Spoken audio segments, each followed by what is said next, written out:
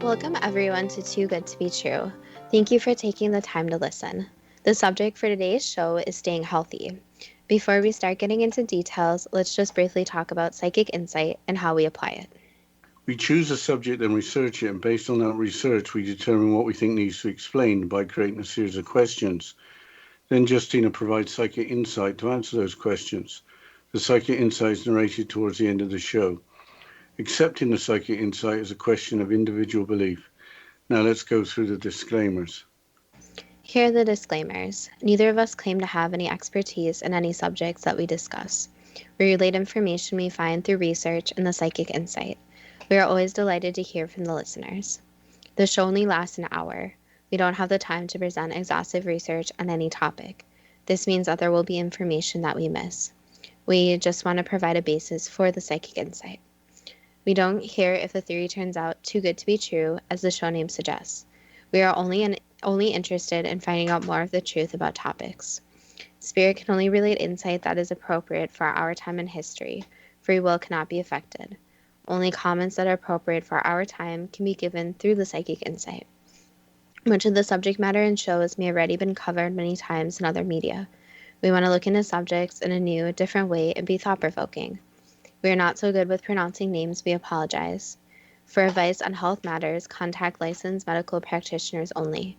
And neither of us have any particular knowledge of conventional medicine, holistic medicine, alternative medicine, spirituality, or hypnosis. If we have misstated anything, we apologize. In recent weeks, it's been difficult to think about news other than the coronavirus, especially when new cases have spiked up again. Total global cases of COVID-19 arising from the coronavirus are in the millions and may be underreported. Never before has personal health and well-being been at the forefront of so many people's thoughts. To be clear, we are not going to talk only about the coronavirus, but rather staying healthy. Just about everyone's life has been affected in terms of avoiding or dealing with infection, which has led to a multitude of issues at the global level. For today's show, we're going to do something different. We're going to look at the ideas of a very unusual individual, Deepak Chopra, who apparently has not experienced illness over the last 30 years. His bio is posted on the Chopra Center website. Quote, Deepak Chopra, MD, FACP, founder of the Chopra Foundation, a non-profit entity for research and well-being and humanitarianism, and Chopra Global, a modern-day health company at the intersection of science and spirituality, is a world-renowned pioneer in integrative medicine and personal transformation.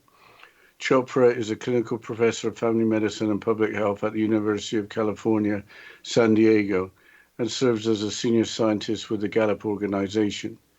He is the author of over 89 books translated into over 43 languages, including numerous New York Times bestsellers. His 90th book and national bestseller, MetaHuman, Unleashing Your Infinite Potential, Harmony Books, unlocks the secrets to moving beyond our present limitations to access a field of infinite possibilities.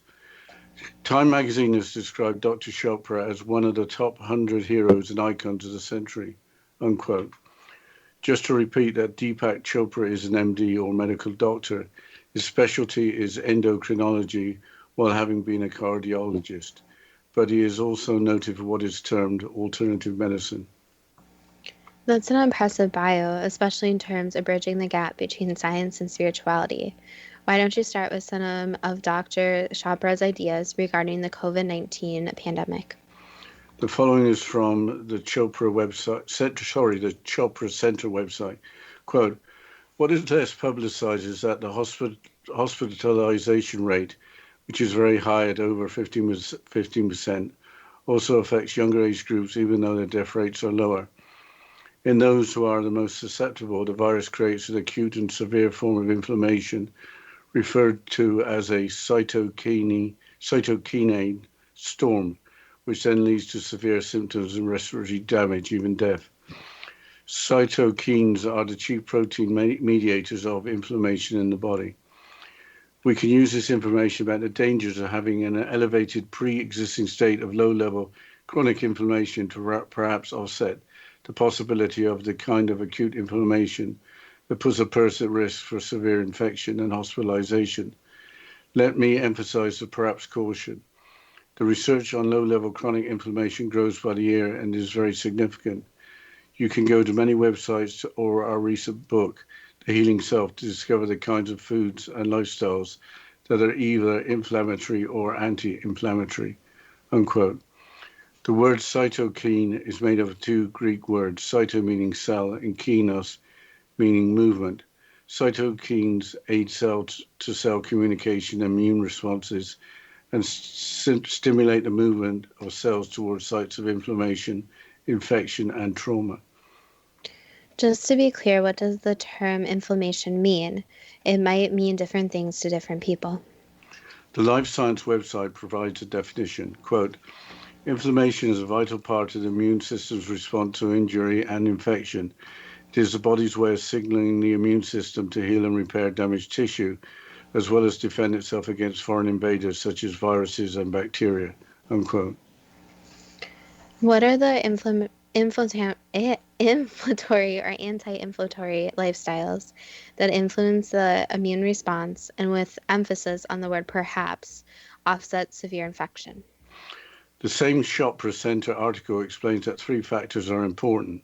These are a diet including fresh and processed foods, reduced stress level, and good dental hygiene. Can you go into more detail on those three factors? I think that a good diet, thus good nutrition, speaks for itself. The following content is regarding reduced stress level.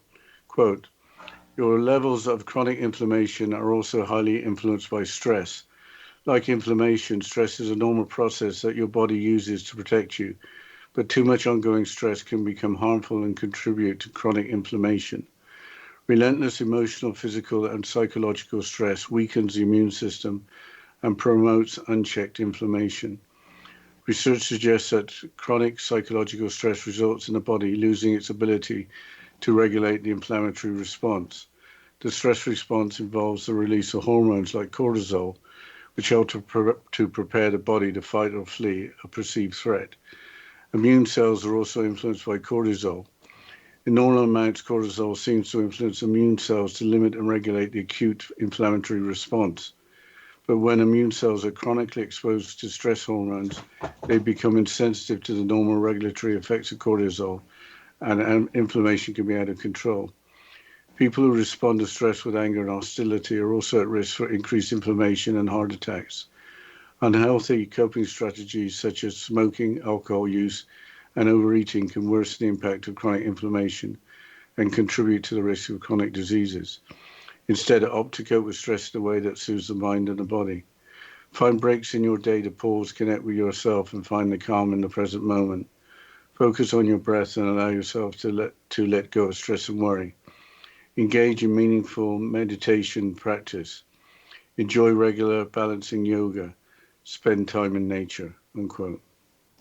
Keeping stress under control to avoid illness has been talked about for years, but good oral hygiene to avoid inflammation may not have been. The explanation is that oral hygiene keeps bacterial levels in the mouth under control so that bad bacteria does not escape into the bloodstream, triggering inflammation. It seems that anti-inflammatory lifestyle might be a good choice for some and not for others, especially with the growing unemployment. Good nutrition costs money. Controlling stress doesn't go with being poor or unemployed with bills to pay, while oral hygiene may not be thought of as a priority. But how do you avoid stress under current circumstances? I think it is worth going into some detail here, especially with the pandemic. The Very Well Mind website suggests the following to minimize stress, in addition to practical financial steps. Quote, practice good self-care. Getting plenty of sleep and eating a healthy diet is key to managing your distress. You need to take care of your body if you want your mind to function at an optimal level. Maintain social interaction. While you may not be able to meet with your friends in person, it's important to stay in contact. Video chat, talk on the phone, or message one another regularly. Positive social interaction can greatly improve your mental health. Structure your day. Staying on schedule can help you feel better. Create time to work on your job situation, time for leisure, and time to do things that will help improve your mental health. Get physically active. Exercise is a key component to good mental health during the pandemic. You may need to get creative since most gyms are closed, but working out in your living room with an app or video can go a long way towards helping you stay physically and mentally healthy. Reach for healthy coping skills. Writing a journal, meditating, deep breathing, and yoga are just a few examples of healthy ways to relieve stress.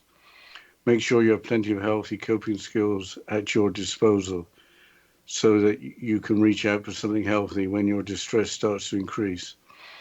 Eliminate unhealthy coping skills. You might want to be tempted to turn to things that give you some immediate relief, like alcohol or food, but these things will cause more problems for you in the long term. So make unhealthy coping skills harder to access and monitor your use. You don't want to accidentally create bigger problems or introduce new problems into your life. Change the channel when you're ruminating. Dwelling on things you have no control over will keep you stuck in an unhealthy state. If you find yourself thinking about how awful your life is, or you're making catastrophic predictions, then interrupt yourself. But I think we're going to have to finish this quote after the break, Justina.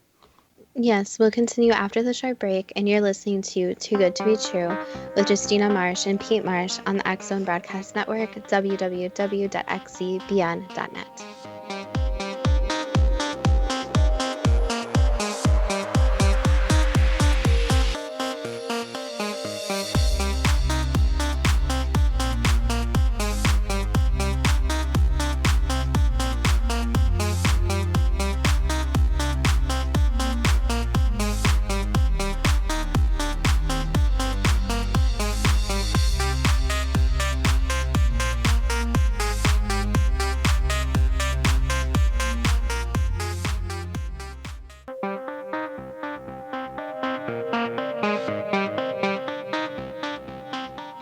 Welcome back to Too Good to Be True. And before the break, Dad, you were quoting from the Very Well Mind website with suggestions on how to minimize stress. Can you please continue with the quote?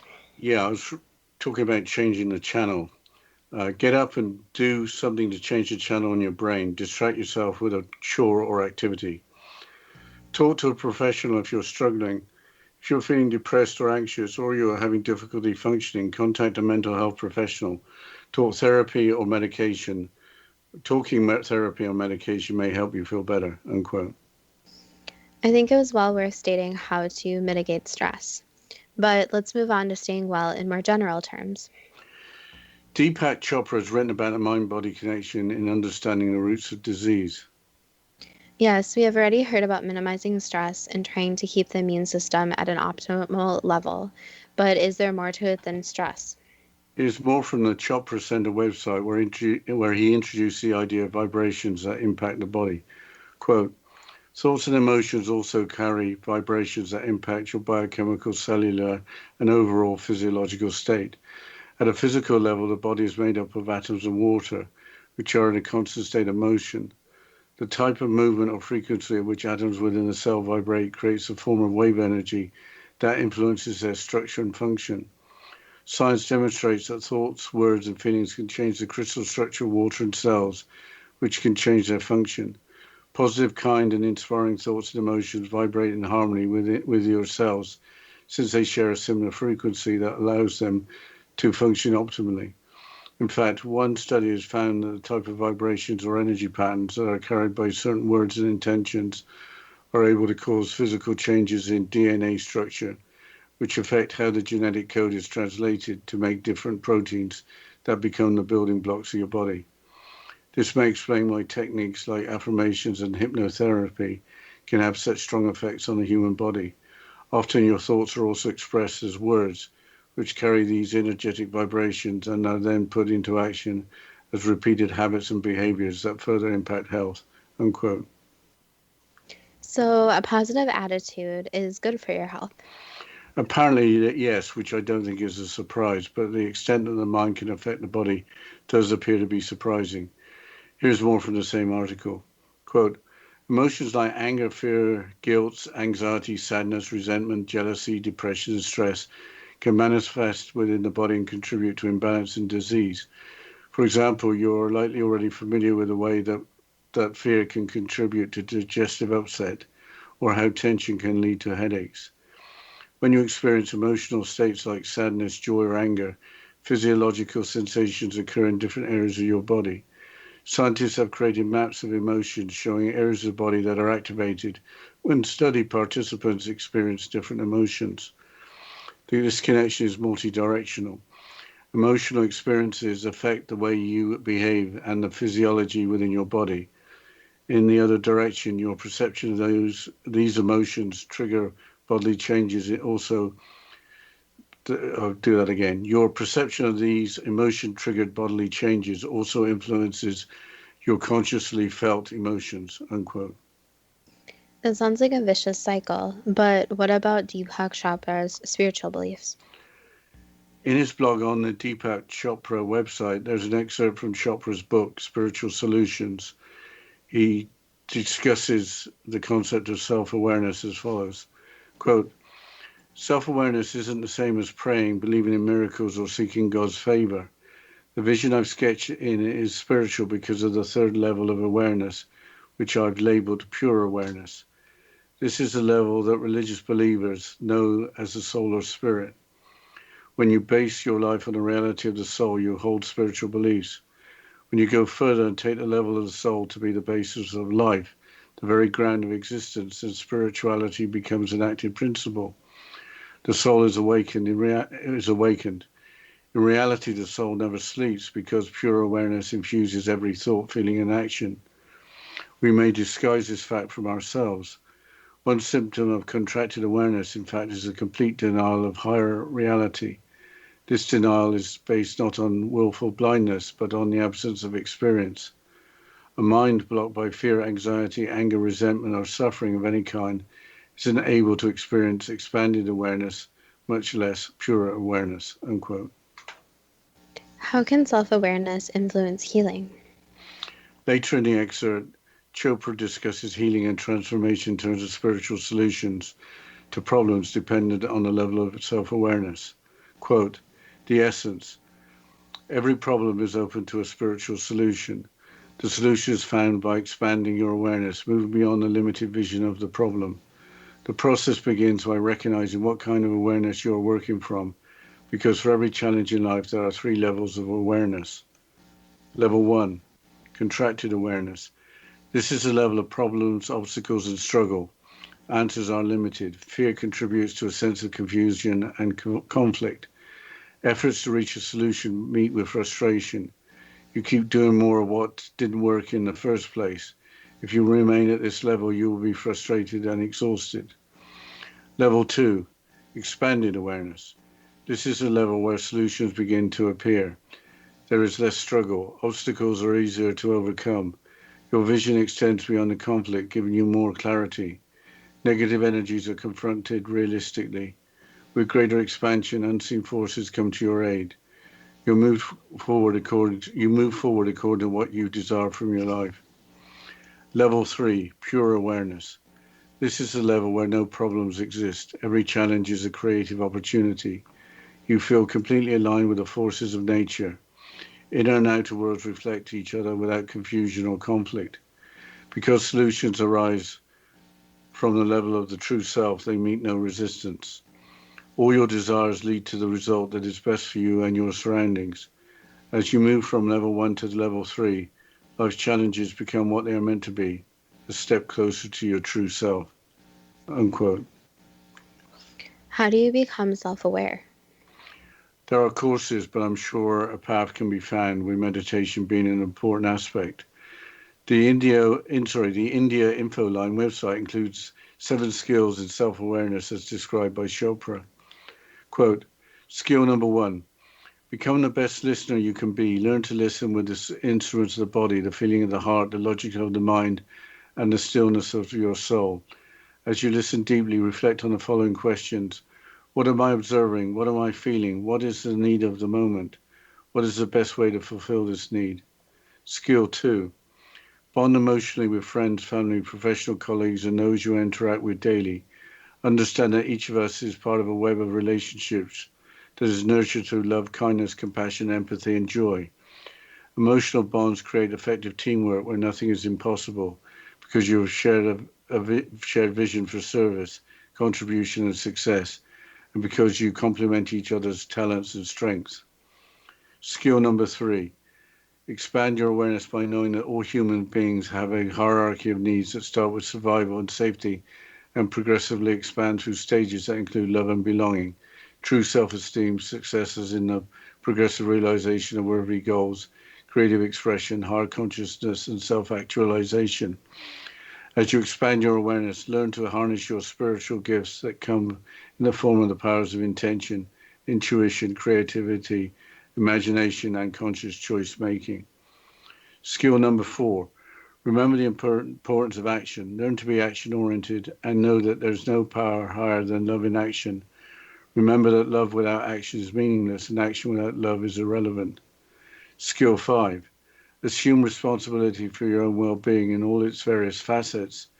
Your well-being encompasses every aspect of your life, your career, your social interactions, your personal relationships, your community, and your financial success. Take time to rest and play, to be with your family and friends, to exercise and nourish your body with healthy food. Skill 6. Empower yourself with true self-esteem. Learn to be independent of the good and bad opinion of others. Recognize the power of presence. Do not allow yourself to be distracted. Know your life purpose and the contribution you want to make to society. Skill 7. Know your true self. Your true self is not your self-image that is dependent on the labels you and others have given yourself. Your true self is the innermost core of your being that is beyond all labels, definitions, and limitations. All the wisdom traditions tell us that the human spirit is a field of infinite possibilities, a field of infinite creativity, love, compassion, joy, and profound equanimity. Know you can only give to the world that which you possess in that innermost core of your being. Remember that you will create peace only when you're peaceful and create a loving world only when you have learned to love. Unquote. Besides teaching, has Deepak Chopra proposed any form of healing therapy? Yes, quantum healing. The following is from the sales material from Chopra's book, Quantum Healing, which was first published in 1989. Quote, now he's brought together the current research of Western medicine, neuroscience, and physics with the insights of Ayurvedic therapy to show the human body is controlled by a network of intelligence grounded in quantum reality. Not a superficial psychological state, this intelligence lies deep enough to change the basic patterns that design our physiology, with the potential to defeat cancer, heart disease, and even aging itself. In this inspiring and pioneering work, Dr. Chopra offers us both a fascinating intellectual journey and a deeply moving chronicle of hope and healing. Unquote. Ayurveda theory defines perfect health as a balance between body, mind, spirit, and social well-being. His use of the term quantum refers to the body being, of course, made up of atoms. Also, advancing a level of self-awareness is analogous to the description of a quantum in terms of the definition of a well-defined increment. I think we need to go into the break, Justina. Yes, we'll continue after this short break, and you're listening to Too Good to Be True with Justina Marsh and Pete Marsh on the X Zone Broadcast Network, www.xzbn.net.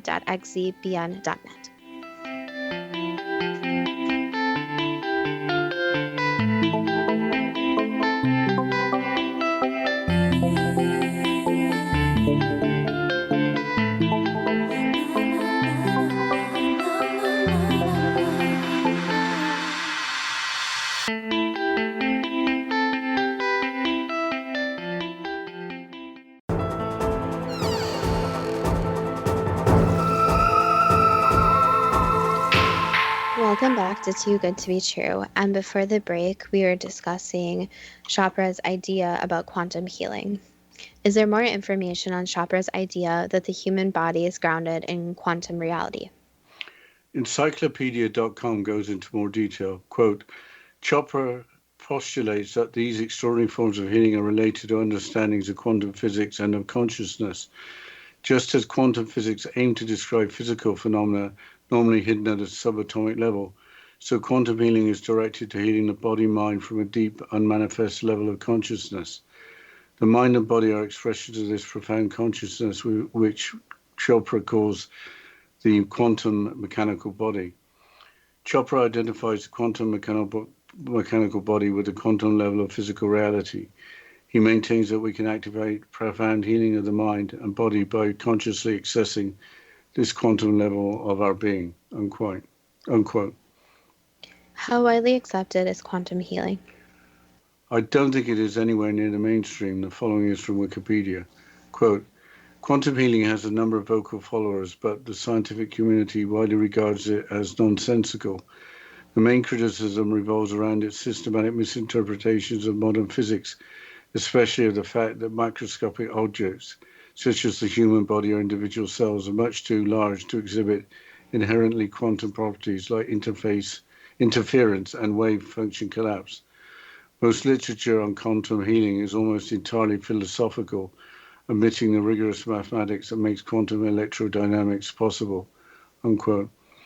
A final thought is that quantum healing and quantum healing hypnosis, as developed by the late Dolores Cannon, are linked.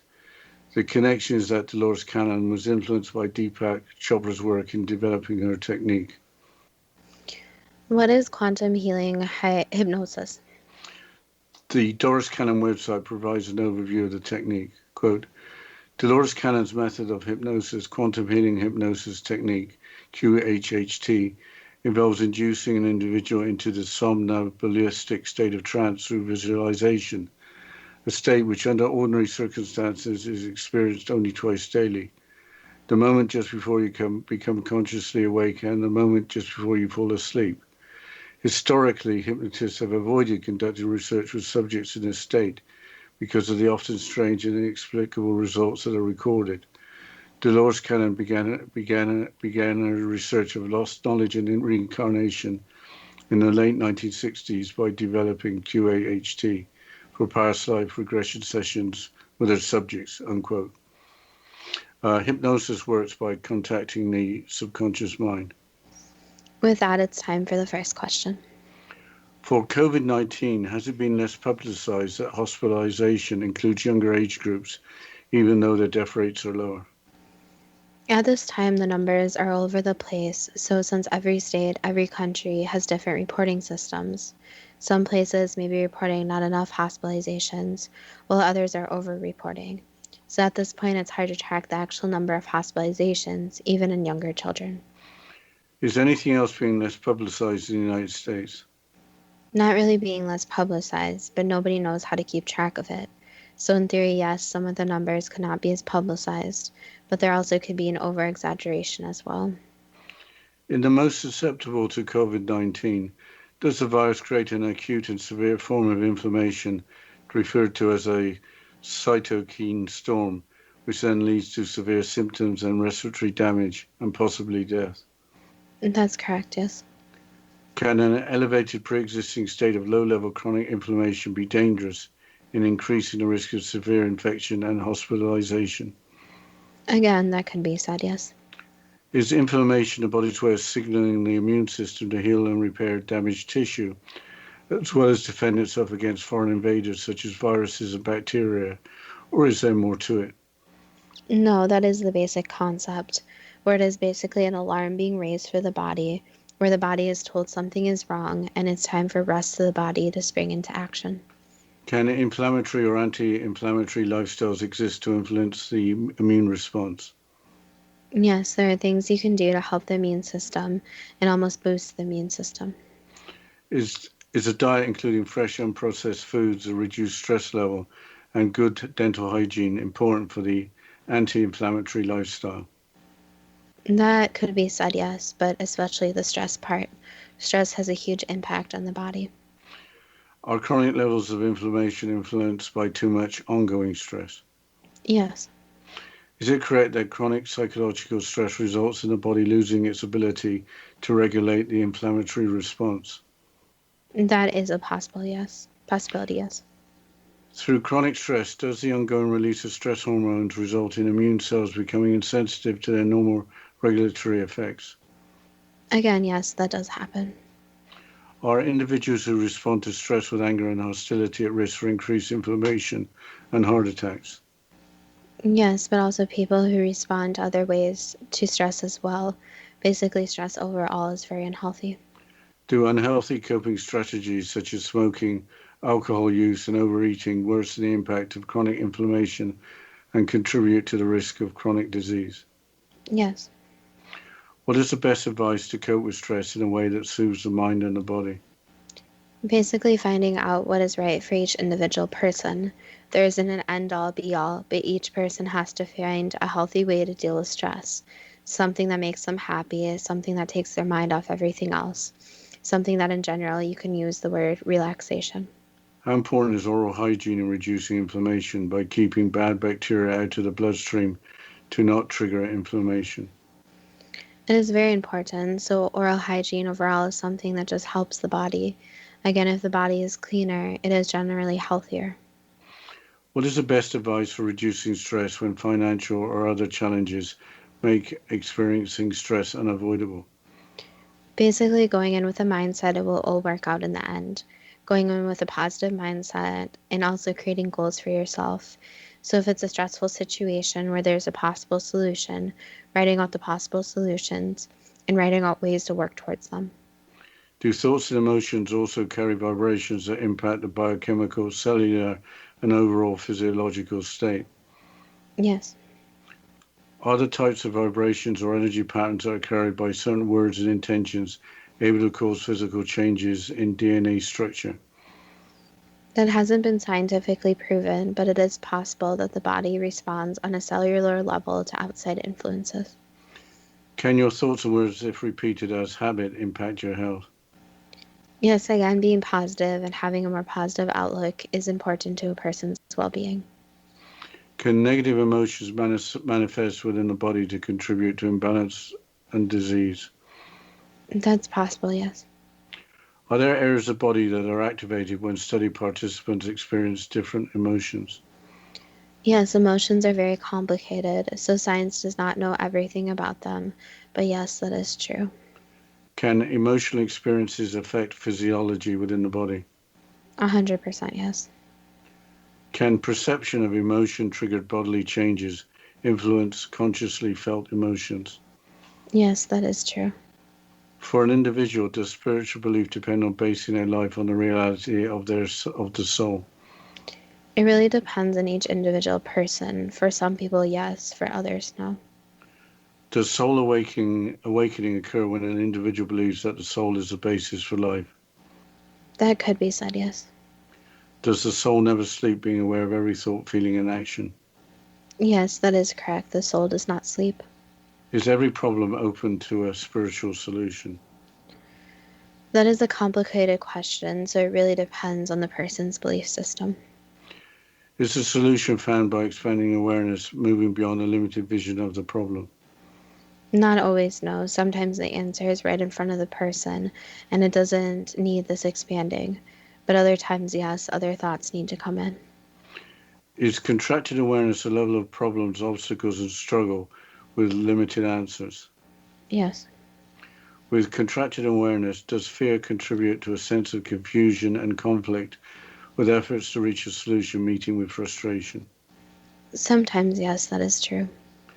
Does contracted awareness involve doing more of what wouldn't work in the first place? Yes, that is correct. Is expanded awareness the level at which solutions begin to appear? In some cases, yes, it really depends on the situation that is at hand. But expanding and thinking outside the box is important. With expanded awareness, is there less struggle with obstacles easier to overcome? Not always, but part of the time, yes. With expanded awareness, is an individual's vision extended beyond the conflict, giving more clarity? That could be said, yes.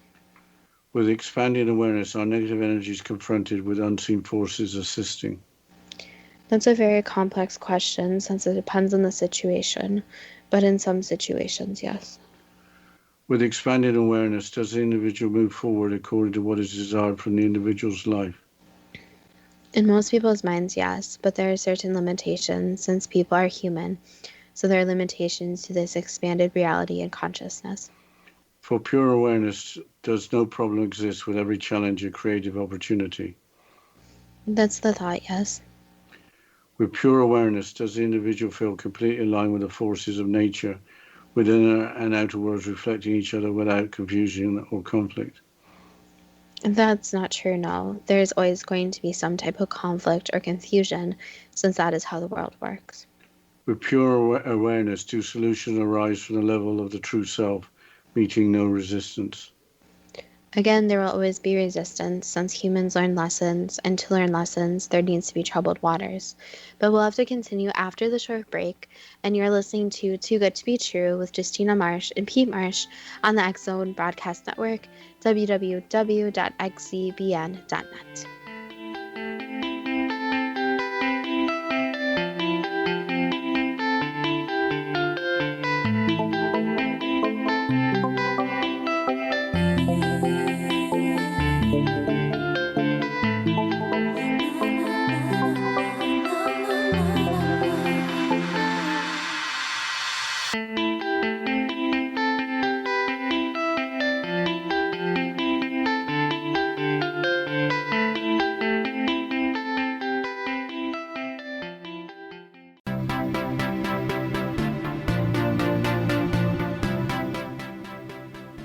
Welcome back to Too Good to Be True. And before the break, we were going through the psychic insight and questions about staying healthy.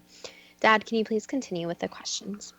With pure awareness, does an individual's desires lead to the result that is best for them and their surroundings? You can say that, yes, based on their choices. Does moving from a state of contracted awareness to a state of pure awareness involve life's challenges becoming a step closer to the true self? Yes, that's correct. Is the potential to heal guaranteed by the indestructible basis of life, which is pure awareness? That's again a complex question in some people's minds, but not always. Is a mind blocked by fear, anxiety, anger, resentment, or suffering not able to experience expanded awareness, much less pure awareness? You can say that, but those emotions block people from many different things. So you could say the person is almost their own worst enemy. Does learning to listen, bonding emotionally with friends, learning to harness spiritual gifts, becoming action oriented, assuming responsibility for your own well being, and knowing your true self all contribute to increasing self esteem? Again, that is not always correct, but it is something that people could find help in, yes. What else can you say about the states of self awareness, contracted awareness, expanding awareness, or pure awareness, and moving from contracted awareness to pure awareness? The problem with these ideas are they fit into little boxes. So a human in their life is more complicated than these little boxes. So it's important to self reflect, take a look at yourself, to try to be as open minded as possible, and to be able to just flow with life. The problem is there will always be life's little challenges, so be aware of this. Being aware that frustrations will arise and not putting yourself in a little box, instead, being able to just expand your reality consciousness as much as you feel comfortable. So, again, looking back at yourself, almost looking from an outside perspective, looking at your life, yourself, and really deciding what you would like to change, what you would like to continue. But realizing being a human being means going through challenges. For quantum healing, is the human body controlled by a network of intelligence grounded in quantum reality? It's a little more complicated than that, but quantum healing in general is based in healing that is not really understood yet. Why would it believe that quantum healing could have the potential to defeat cancer, heart disease, and even aging itself? Some people believe this quantum healing was put into place to be kind of a savior for these diseases or be something to counteract them. Some people have this belief that these do work. However, again, there is modern medicine, and modern medicine exists for a reason. Can quantum healing be criticized for giving false hope to possibly desperately ill individuals? 100% yes. It's not really used for more solvable problems or diseases. It's used in more desperate situations. Could it be used in less desperate situations? If attempted properly, yes. But again, some people want to just heal for the sake of money instead of caring about the healing work or the person. Why wouldn't Ayurveda theory, which defines perfect health as a balance between body, mind, spirit, and social well-being, be more well known, especially in the West? Basically, it's valued every part, not just the physical body, the spiritual part. even how you exist among others. So, more of this overall, you're healthy if you value yourself, more than other societies where you're expected to be more physically healthy than completely healthy.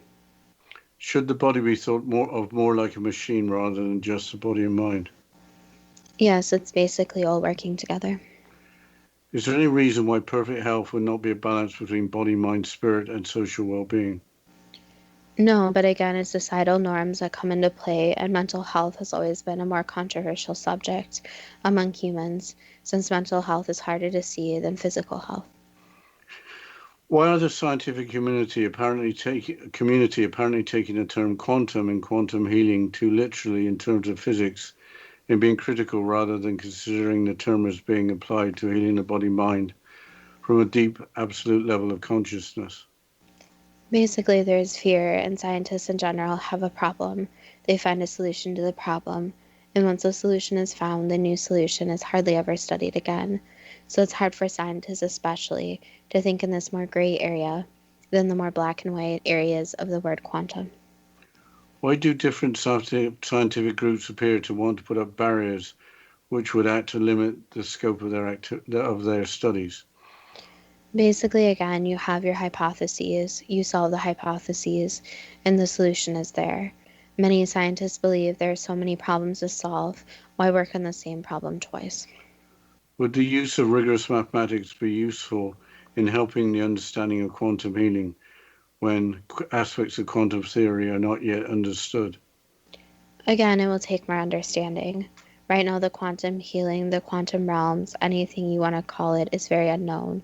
There's always caution when working with human subjects, especially in the case of promising these miraculous results, especially when it does things like heal cancer or cure diseases. Would joint studies in physics and in consciousness advance our scientific knowledge of the nature of energy and matter? 100%, but those fields don't communicate very often. How was Dolores Cannon influenced by Deepak Chopra's work in developing quantum healing hypnosis?